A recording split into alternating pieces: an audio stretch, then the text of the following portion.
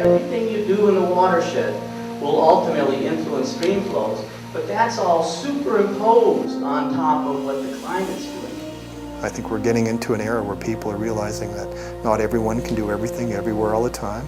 There's going to be winners and losers, tough decisions, and water's going to be the lever that's going to force a lot of these conversations. I know I was guilty of thinking that if I didn't make it, or if people didn't make it, then it wasn't a dam. It didn't function as a dam. And yet when you get your head around the fact that all of these grass plants actually are slowing down water or holding water, so then you find out that there's actually, trillions upon trillions of micro dams out there that are doing what we need to have done.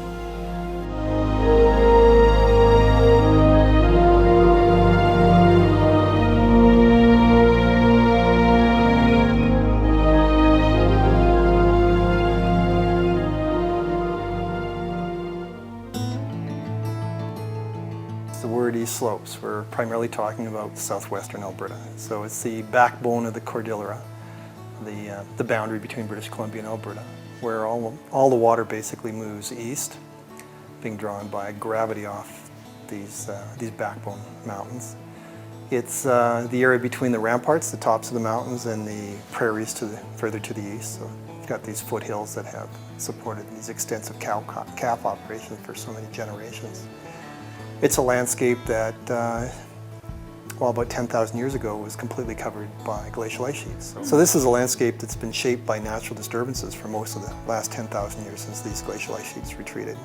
Recurrent fires and insect outbreaks and bouts of drought and other years where we get tremendous rainfall. So it's a highly dynamic landscape. But in recent decades, Alberta being born basically, in 1905, since then we still have natural disturbance regimes, but increasingly we have a suite of overlapping land uses that have dominated this landscape. So it's become a lot busier. But these distinctive native grassland communities, particularly the fescue grasslands, have shaped this landscape and supported herbivores for thousands of years, bison for many of those years, and more recently these extensive cow-calf operations.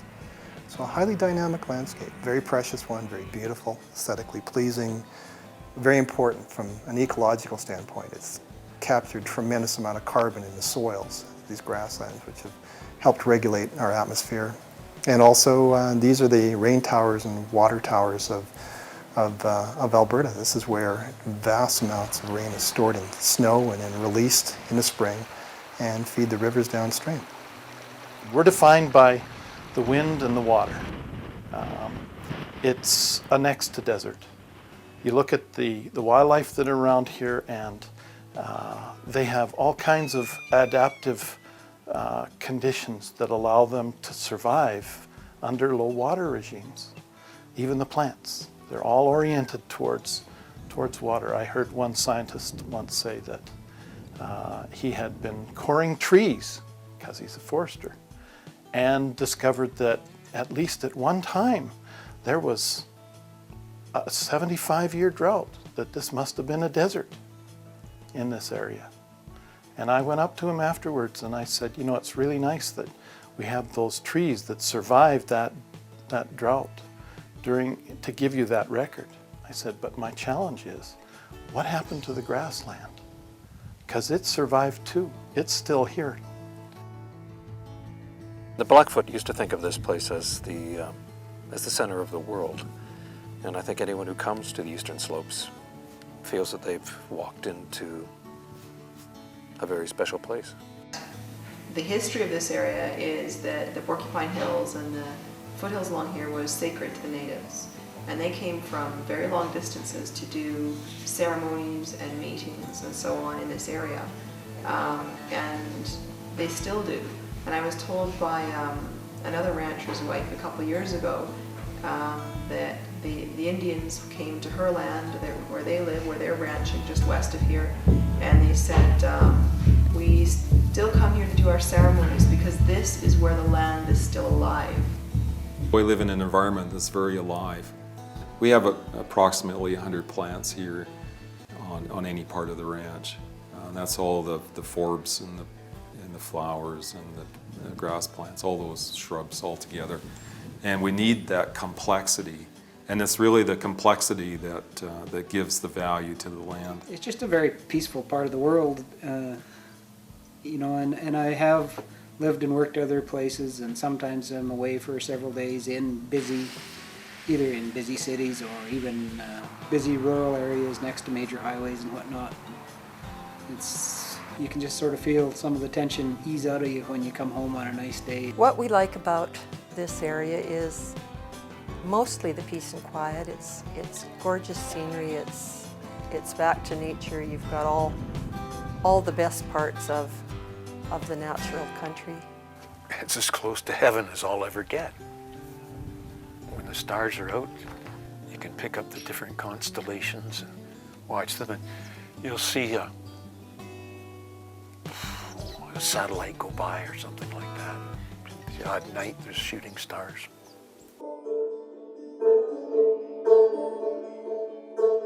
The Old Man River and the other rivers of the South Saskatchewan River Basin originate from the Rocky Mountain watershed in southern Alberta, southwestern Alberta.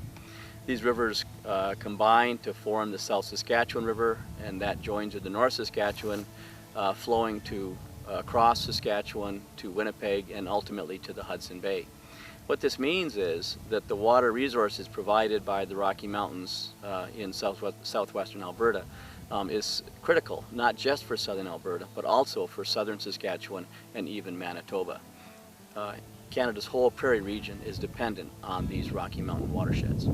This area was established as the forest reserves in the early 1900s for the sole purpose of watershed protection and for the management of the resources on the landscape, focusing on the watersheds, because they recognized that these watersheds supplied all of the water for the prairie provinces. Where the water comes out of the ground, it is completely pure. We've had our water tested and there's no pathogens, no bacteria, no anything in it that's not good to drink. Well, if I were to try and put my finger on one key determinant of watershed quality, it would be organic carbon. It is the single best indicator of how our water quality and quantity is doing. And by organic carbon, what I mean is how much organics do we have in the soil? Because it gives us our primary productivity, it's what holds our water back, it's what stores it, and it's what releases it. So the extent to which we can maintain these watersheds in native vegetation types, and not only native vegetation, but well-managed native vegetations.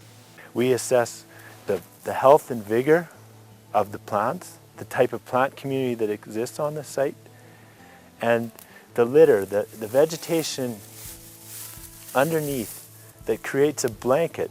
This is the stuff that's recycled down into the ground, but it also creates a blanket to keep the soil surface cool and prevent evapotranspiration in the spring. And it's also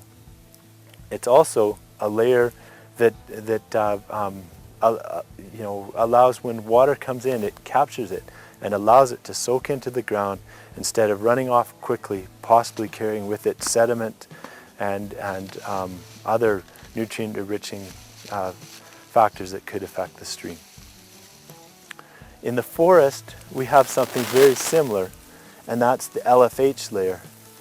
The LFH layer is the top layer of decaying organic matter. It's the leaves, some of the understory vegetation that's breaking down into, and there's different layers as it breaks down, but it creates a thick protective layer that works as the sponge to protect the surface, but it also helps in that storage of water to prevent the massive runoff. With a lot of disturbance, this layer can become very compressed and hard, and water runoff will happen faster. We don't get the same sort of organic cycling occurring, and it affects the actual health and what's being put back into the soils. And if we ask too much of these landscapes, that organics continues to decline. And of course, when we expand cities or build roads, we just strip the organics right off. They're completely gone. The rainfall is very much absorbed into the grasslands and percolated down into the aquifers, and that's where our springs come from, we believe. The more grassland we have and the better shape our grassland is in, the better it absorbs the rainfall and brings it down to the levels of the springs. Now there's a unique feature on the foothills area here that is very important, and that when the tectonic plates were buckled here, they forced sandstone beds that were horizontal, and they forced them up on end, and under every one of these hills there's a big set of sandstone beds that sits on end like that. So the rain, when it slows down, soaks into the sandstone, and it's carried down into the bottom of the sandstone bed and accumulates over thousands of years.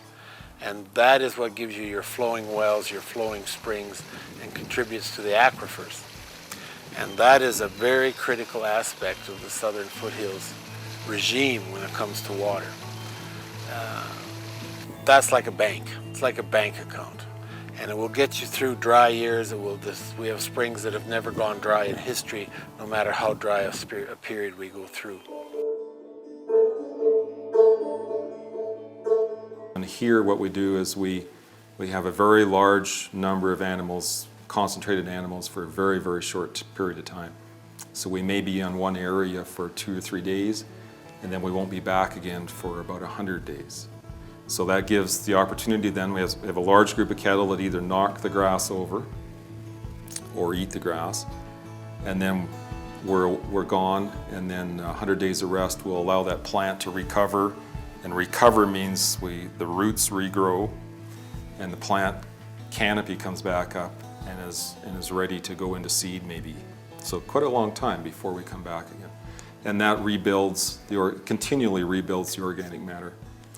If you rest the land, continually rest the land in southern Alberta, what happens is the plant community becomes larger, the plants become larger, and then they become farther apart. So even though it looks like there's organic matter there's really lots of bare soil in between each plant. So the way we graze, then we can tighten the plant community up so there's more plants, and then we can put more organic matter down. The ranching community that is here is the closest we'll ever have to the original buffalo economy that was here. And it is a loving economy, and it is one that has kept the land largely intact for 150 years. In ranching, we try to do the best job we can to keep the grasslands healthy. It's what we need to do for our business, and it's also just good stewardship for the environment and the watershed. It's very good ranching country. There's good grass and there's good water that comes off here, and if we do it well, there's definitely very good water that flows from the eastern slopes east to communities further out that need good quality water, and we can produce good quality water here given that we don't have to push this land too hard.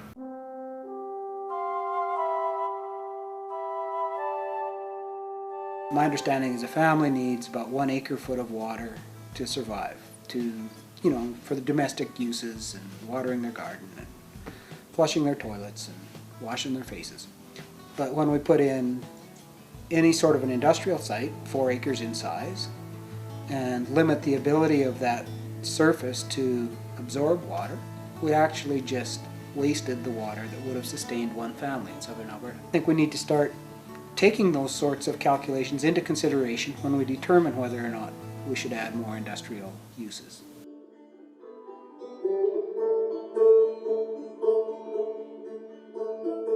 So the challenge is to get people to move from this belief that there is no scarcity to a recognition that this province is only so big and there's only one East Slopes. And we have to have a conversation about its true purpose, not only today, but for our kids and our grandkids. And that we can't find a way of allowing all land use practices to occur on all portions of this landscape and create only benefits. There are benefits, but there are significant liabilities. So we remain to have, I think, a very candid conversation about what is the destiny of the East Slopes. Is it for expanding feedlots? Is it for acreages like this one? Is it for urban sprawl? Is it for a transportation network? Is it to be logged to provide wood fiber? Is it to be a resource that can be extracted with respect to hydrocarbons? Is it purpose to place tens of dozens of windmills for generating electricity? So we're trying everything on East Slopes right now. It's the classic landscape where everyone is trying to do everything everywhere all the time. And yes, all of these land uses create benefits, but they all, without exception, create liabilities. And so we are sacrificing the carbon in the soils. We are sacrificing water quality. And as all these other land uses continue to grow. Well, the government has got all kinds of plans for the Eastern Slopes. They would like to mine uranium here. They would like to cut down more trees. They would like 10,000 oil and gas wells in this area. They'd like more recreational development. They would like to invade all the creeks and valleys of the Livingston Range with ATVs and other recreational vehicles. So the government has kind of got an out-of-control vision for this landscape. I think society has very little concept of how long a period a water cycle encompasses, or from when the rain falls on the surface until it shows up in a spring 30 miles away.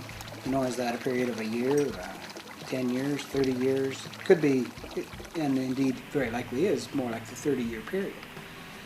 So I don't think we have a particularly good idea of what we've already done to the watershed yet, because I'm not sure we've seen the full effects of that. But I do think that we are beginning to understand that if we don't replenish it, then there certainly could be serious consequences. I mean, a society that does not protect its watershed or watersheds is a society that's not really interested in sticking around for a long time. It's not interested in its children. It's not interested in its future. It's a suicidal enterprise. Relative to the challenge that we face in southwestern Alberta with the combination of decreasing water supply and increasing water demand, perhaps the most important thing that we need to do is increase our understanding and valuation of water. While no one pays for water, we do pay for its treatment, for its delivery, but we don't pay, in fact, for the substance itself. This isn't to say it's worthless, but in fact we might even regard it as priceless, since it's limited, and it will limit what we do in the landscape.